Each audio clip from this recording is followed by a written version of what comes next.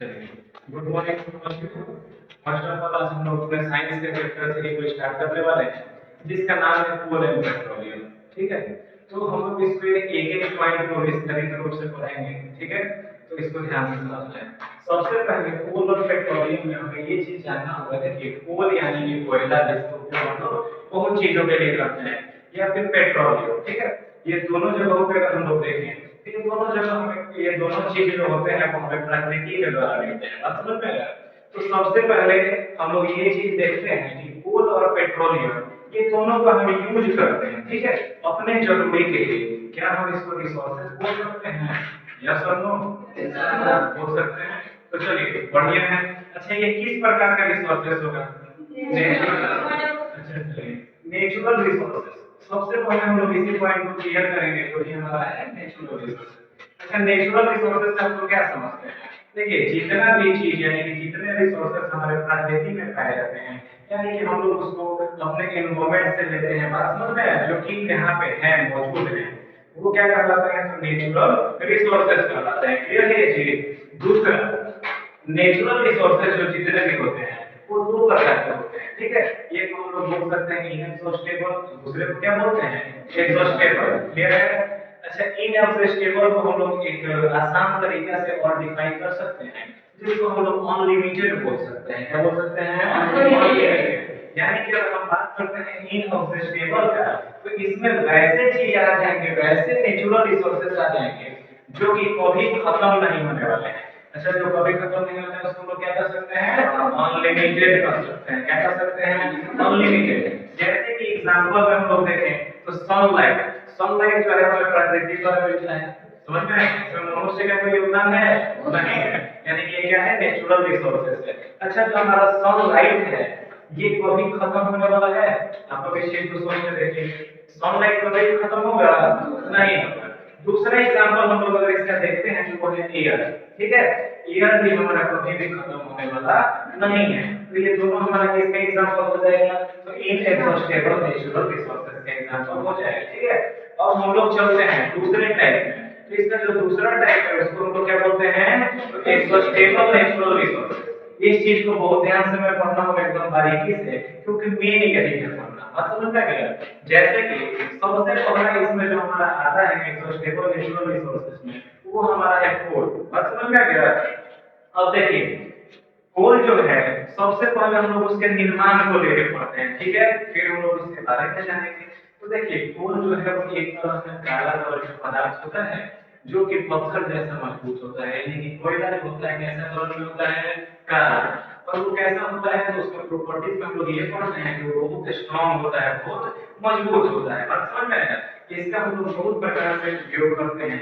जैसे कि हम लोग बोल सकते हैं, देखिए, कोल जो है हमारा, इसका उपयोग सबसे पहले हम लोग शादी वगैरह जो चीज होता है, या फिर बहुत लोग के घर में भी नॉर्मल यूजेस के लिए खाने के रूप में, मतलब जो खाना वाला बनता है ना, उसको बनाने के लिए इसका उपयोग किया जाता है। क्लियर है ये चीज? तो हम लोग ये कर सकते हैं सबसे पहले कि कोल का उपयोग किस लिए हो रहा है? कोयला का उपयोग खाना बनाने के लिए होता है। दूसरा चीज हम ये जानते हैं, अच्छा, आप लोगों ने स्टीम इंजन के बारे में सुना होगा। स्टीम इंजन जो होता है उसमें भी किस चीज का यूज किया जाता है? कोयला फ्यूल के रूप में, यानी कि हम बोले तो ईंधन के रूप में।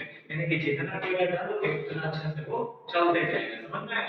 तीसरा चीज, आप लोगों को बात पता है कि इलेक्ट्रिसिटी का जो बनाने का तरीका होता है उसमें एक तरीका ऐसा भी है जो मतलब कोयला की मदद से वो बनाते हैं इलेक्ट्रिसिटी। ये बात सबको पता होना चाहिए। तो हम लोग ये कह सकते हैं कि कोयला जो है बहुत प्रकार से हमारे द्वारा यूज किया जाता है। एक और इम्पोर्टेंट एग्जांपल है, जैसे कि अगर हम बाहर जाएं तो बहुत सारे जगहों पे बड़ी बड़ी फैक्ट्री या कंपनी ये किस चीज का उपयोग करते हैं? कोयले का उपयोग करते हैं। बात समझ में गया? तो कोल जो है हमारा बहुत प्रकार से इसका उपयोग होता है। अब चलिए हम लोग इसको सारे चीज को अच्छे से पढ़ लेते हैं। कोल जो है इसको जब हम लोग मतलब इसका उपयोग करते हैं, या फिर कोल इसको प्रोसेसिंग में जब हम लोग लाते हैं, इससे तीन चार प्रोडक्ट भी बनते हैं जिस चीज को हम लोग देखते हैं। सबसे पहला जो प्रोडक्ट बनता है उसको हम लोग कोक बोलते हैं। बात समझ में आया? अच्छा, जो कोक है तो एक तरह से बोले तो कार्बन का शुद्धतम रूप के मतलब तरह से भी जाना जाता है। क्लियर है ये चीज? दूसरा जो हमारा है वो है कोल तार। बात समझ में आया? क्या है वो? कोल तार। समझ में गया? जो टोल कार्ड होता है हमारा, उसका उपयोग हम लोग बहुत प्रकार से करते हैं। जैसे कि समझिए तो सबसे अच्छा एग्जांपल आप लोगों को बताते हैं, जो कि सब देखे होंगे, सब इसने यूज किए होंगे लगभग लगभग, या फिर देखा तो लगभग लोग होगा।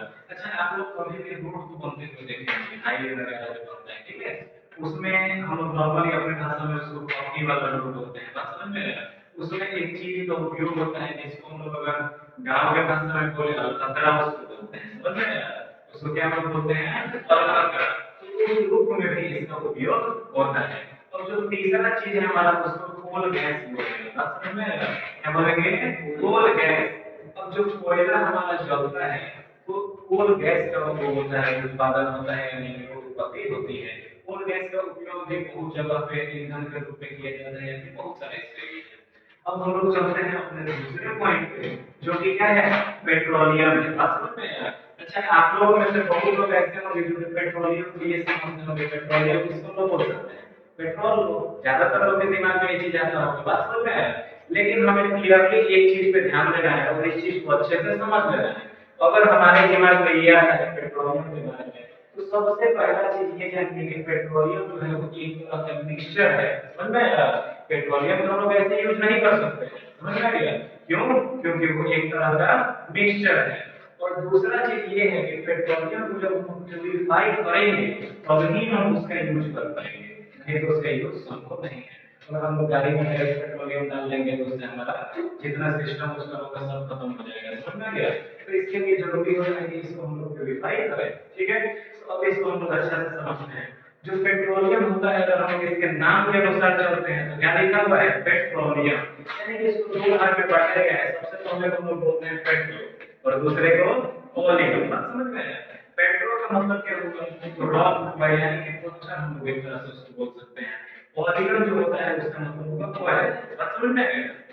और ध्यान से समझिए, जब हम लोग पेट्रोलियम को रिफाइन करेंगे तो उसमें से बहुत प्रकार की चीजें निकलेंगी, समझ में आएगा? जिसमें से दो एग्जांपल हमने यहाँ पे रखा है, क्योंकि सबसे इंपॉर्टेंट हमको जो लगे हैं इनमें वो यही दो है, जिसमें सबसे पहला चीज है हमारा पेट्रोल, बात समझ में आया? और दूसरा हमारा डीजल। देखिए, पेट्रोल और डीजल जब दोनों पेट्रोलियम के ही भाग हैं तो ये दोनों का यूज अलग अलग क्यों होता है, इसलिए होता है कि ये सुंदर है, ठीक है? जो हल्के फुल्के वाहन होते हैं या फिर जैसे कि बाइक हो गया, कार हो गया, ये सब छोटा मोटा चीज, तो उसमें हम लोग क्या करते हैं कि पेट्रोल का यूज कर सकते हैं। लेकिन वैसा वाहन जो कि बहुत ही हैवी वर्क के लिए बना गया है, जैसे कि हम लोग इसमें एग्जांपल में रख सकते हैं ट्रक को। ट्रक का क्या काम होता है?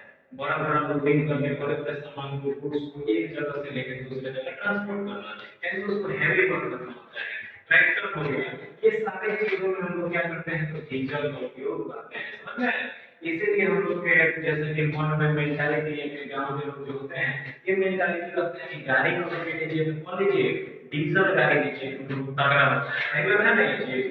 तो अब हम लोग आगे चलते हैं, ठीक है? अब हमें आना है नेचुरल गैस, समझ में आया? ठीक है, सबसे पहला चीज कि नेचुरल गैस जो कि प्राकृतिक में पाए जाते हैं, समझ में आया? उसको हम लोग क्या बोलते हैं? नेचुरल गैस बोलते हैं। प्राकृतिक में पाए जाने वाले गैस को लोग क्या कहते हैं? नेचुरल गैस कहते हैं। इसके अंतर्गत हमें एक इम्पोर्टेंट चीज को पढ़ना है जो कि है सीएनजी, समझ में आया? तो हम लोग सीएनजी को क्लियर करते हैं। ध्यान से समझिएगा, आप सब में से कितने को सीएनजी का फुल फॉर्म पता है? बोलिए कोई। Compressed natural gas. चलो, ये है क्या? Compressed natural gas. आप लोग एक चीज समझिए, सबसे पहले कि जो नेचुरल गैस है, कंप्रेस्ड नेचुरल गैस हम लोग सीधे बोल सकते हैं सीएनजी, यानी कि शॉर्ट फॉर्म में, ठीक है? वैसे हम लोग को नाम से कुछ करना नहीं है, वैसे काम से मतलब है हम लोग को, ठीक है? जैसे कि आप लोगों को एक चीज समझ में आता होगा कि आजकल आप लोग ज्यादातर देखते होंगे कि ज्यादातर एक ऑटो चलता है, ठीक है? जो कि हमारा ग्रीन कलर का होता है, समझ में आया? अरे 99% एक्सीडेंट का वही सब काम होता है, तो उसी सब का काम होता है। कहीं पे भी अगर आपको एक्सीडेंट दिख जाए तो समझ लीजिए कि उसी का काम हो सकता है, क्योंकि वो है ऑटो लेकिन काम उतना ही एरोप्लेन वाला करता है, यानी कि जो उसका फुल स्पीड का सब हमेशा उसको चलाता है, समझ में गया? आप अगर बाइक से जाइए 80-90 की स्पीड में, तो साइड से निकल जाएगा तुरंत स्पीड में, 100 पर जाइएगा, यानी कि लोग हमेशा अपने फुल पोटेंशियल को उसको चलाते हैं। तो एक चीज वो हटाइए, स्पीड को हटाइए, यहाँ पे सीएनजी का यूज उसमें क्यों किया जा रहा है, इस चीज को हम लोग समझेंगे सबसे पहले, ठीक है? अच्छा, आप लोगों को पता होना चाहिए कि पेट्रोलियम या डीजल दोनों बढ़िया चीज है, लेकिन ये दोनों हमारा जो है कुछ इस प्रकार से है ना कि ये पॉल्यूशन भी फैलाता है हमारे वातावरण में। बात समझ में आया? ये काम तो करता है, लेकिन हमारे वातावरण में क्या करता है, पॉल्यूशन को भी फैलाता है। इसलिए हम लोग जो तीन चीजों का यूज करते हैं, जैसे कि सीएनजी है बहुत ज्यादा, समझ में आया? लोगों को हमको लगता है कि सीएनजी बस चलने लगा, सीएनजी पंप लगाया, ये सब चलने लगा। और अगर चीज देखा जाए तो वो है हमारा, जैसे कि साइंस ज्यादा उन्नति करके ये बैटरी वगैरह ये सब का जो है, और जिसको हम लोग प्रोटो भी बोलते हैं, तो वो सब का भी हुआ है। बात समझ में गया? तो हमें इतना चीज पढ़ना था इस चैप्टर में, जो कि नेचुरल गैस वगैरह जितना भी टॉपिक हमने क्लियर कराया है। तो आशा करते हैं कि आप लोगों को सारा चीज समझ में आया होगा। Thank you.